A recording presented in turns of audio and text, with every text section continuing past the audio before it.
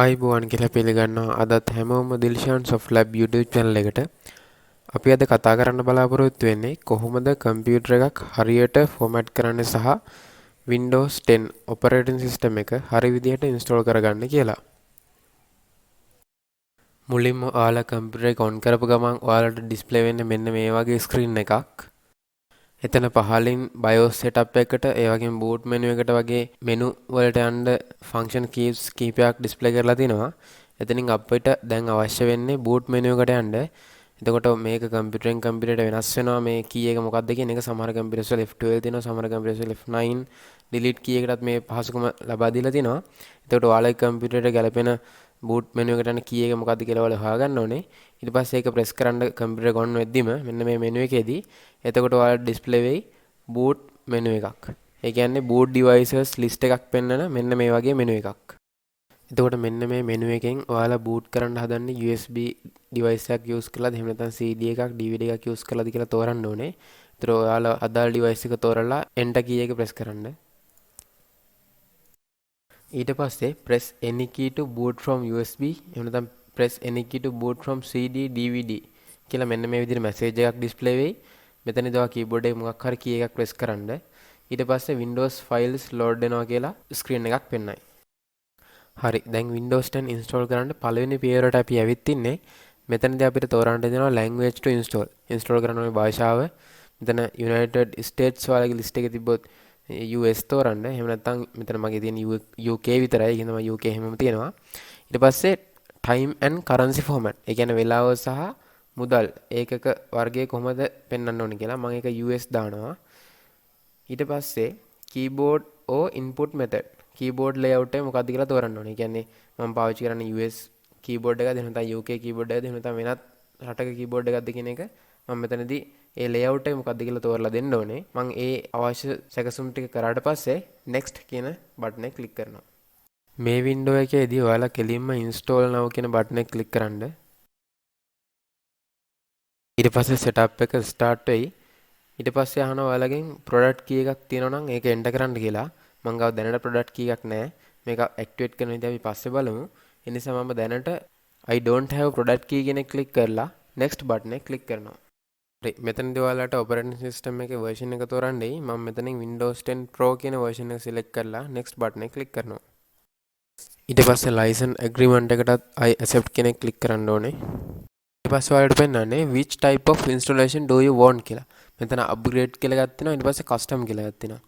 එතන මේ upgrade කියන එකෙන් වෙන්නේ දැනට තියෙන්නේ පරණ Windows version එකක් නම් ඒක දැන් ඔයාලා මේ install කරන්න හදන CD එකේ හෝ DVD එකේ එහෙම නැත්නම් USB pen එකේ තියෙන අලුත් Windows version එක විදිහට upgrade වෙන එකක්. එහෙම නැත්නම් custom කියන එක තේරුවොත් අපිට පුළුවන් full format එකක් දීලා partition ISO එකක් මුලින් ඉඳන් කඩලා අලුත්ම විදිහට format කරගන්න. මම මගේ කලින් තිබ්බ partition ඔක්කොම ටික delete කරලා අලුතෙන්ම partition කරන්නයි මේ හදන්නේ. මං ගාව තියෙන 1TB hard එකක්. ඒකෙන් මං GB 550ක් විතර local disk C එහෙම නැත්නම් අපේ Windows OS එක install කරන්න partition එකට මං වෙන් කරනවා. ඊටු ටික මගේ අනිත් files ටික දාගන්න මං වෙන් කරනවා.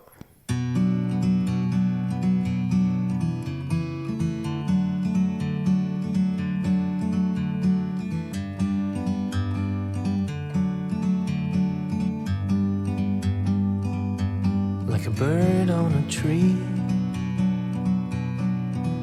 I'm just sitting here.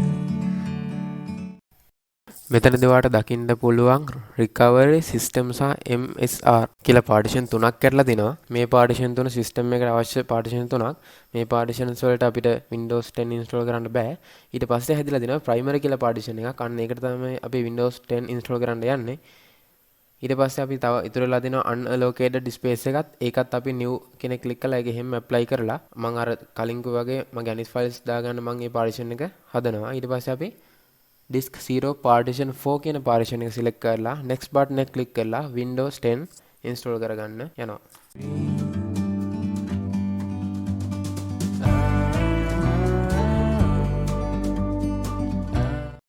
ඊට පස්සේ සාමාන්‍ය විදිහට files ටික copy වෙලා install වෙන්න පටන් ගන්නවා. මෙන්න මේ ටික වෙරෙන්න සමාන විනාඩි 10ක් 15ක් අතර වගේ කාලයක් ගත වෙනවා. ඊට පස්සේ machine එක restart වෙනවා. Sometimes you need to go and take a step back to see the truth around you. From a distance you can tell.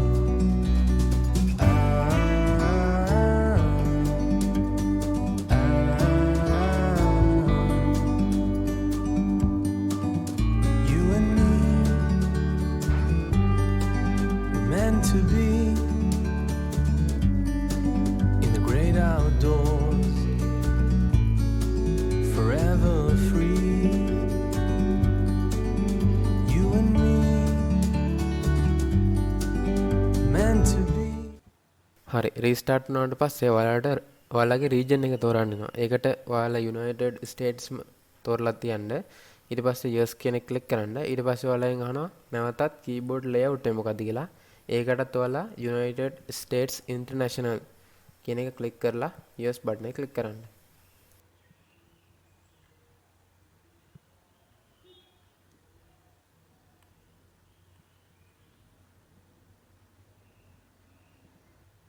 ඊට පස්සේ ඔයාගෙන් අහනවා ඉන්ටර්නෙට් එකට කනෙක්ට් කරන්නද කියලා. ඔයාගේ Wi-Fi networks හරි එහෙම නැත්නම් LAN network එකක් තියෙනවා නම් මෙන්න මෙතන ඔයාලට display වෙයි ඒ ටික. මම දැනට මෙතන ඉන්ටර්නෙට් කනෙක්ට් කරන්නේ නැහැ. ඒකින් හින්දා I don't have internet කියන එක ක්ලික් කරලා මම මෙතනින් ඉස්සරහට යනවා. ඊට පස්සේ එයාලා නැවතත් කියනවා මේ ඉන්ටර්නෙට් එකට කනෙක්ට් කරන්නලු. එතකොට මෙන්න මේ වගේ දේවල් ඔයාලට ලබා ගන්න පුළුවන් කියලා. Advanced security and privacy, free access to office, online, Outlook, Skype and more. එතකොට ඊට පස්සේ කියනවා unlock the best Windows 10 features මෙඩික් කරගන්න පුළුවන් කියනවා ඉන්ටර්නෙට් එකට කනෙක්ට් වුණොත්. ඔයා ඉන්ටර්නෙට් කනෙක්ට් කරනවා මෙතනින් connect now කියන එක ක්ලික් කරලා connect කරන්න පුළුවන්. එහෙම නැත්නම් continue with limited setup කියන එක ක්ලික් කරලා ඉස්සරහට යන්න පුළුවන්. ඊට පස්සේ නැවත වතාවක් කම්පියුටර් එක රීස්ටාර්ට් වෙනවා.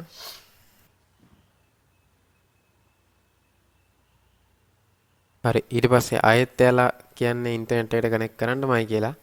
මම ඉස්සෙල්ලා වගේම මේ පියවරල් දෙක skip කරගන්නවා. මොකද Windows 10 install කරද්දී අපිට internet connection එකක් අවශ්‍යම වෙන්නේ නැහැ. ඔයා connect කරත් ප්‍රශ්නයක් නැහැ. මොකද එතකොට අර කිව්ව features ටික ඔයාලට ලබා ගන්න පුළුවන්. එහෙම නැත්නම් ඒ ටික පස්සේ activate කරගන්නත් පුළුවන් අපිට internet connect කරලා installation එකෙන් පස්සේ. ඊට පස්සේ මම username එකක් ලබා දෙනවා මේ පරිගණකයට. ඊට පස්සේ password එකක් නොදී මම next කියන එක click කරනවා.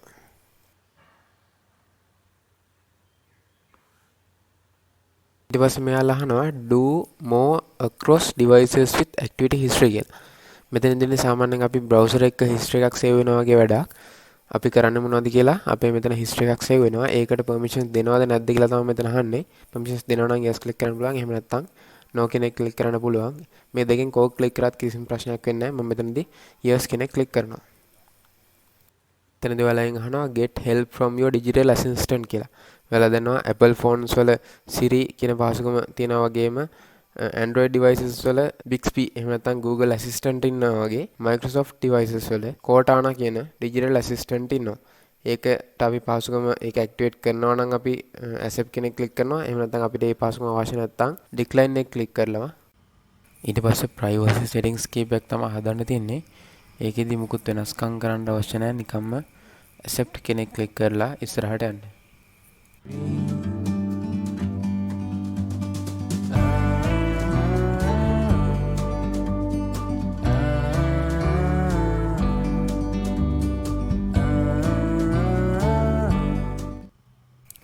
හරි මෙන්න මේ විදිහට තමයි කම්පියුටර් එක සම්පූර්ණයෙන් ෆෝමැට් කරලා අලුතෙන් පාර්ටිෂන් හදලා Windows 10 install කරගන්නේ. මම හිතනවා ඔයාලට මේ කරපු විදිය පැහැදිලිව තේරුණා කියලා. මොනවායි ප්‍රශ්නයක් තියෙනවා නම් ඔයාලා දන්න තව දෙයක් තියෙනවා නම් පල්ලෙහා කමෙන්ට් සෙක්ෂන් එකෙන් ඒ දේවලුත් දාන්න අනිත් කට්ටියට දැනගන්න. වීඩියෝ හොඳයි නම් ලයික් කරන්න. ඒ වගේම channel එකට subscribe කරන්නත් අමතක කරන්න එපා. එහෙනම් තවත් වීඩියෝ එකකින් ඉක්මනටම හමු වෙමු.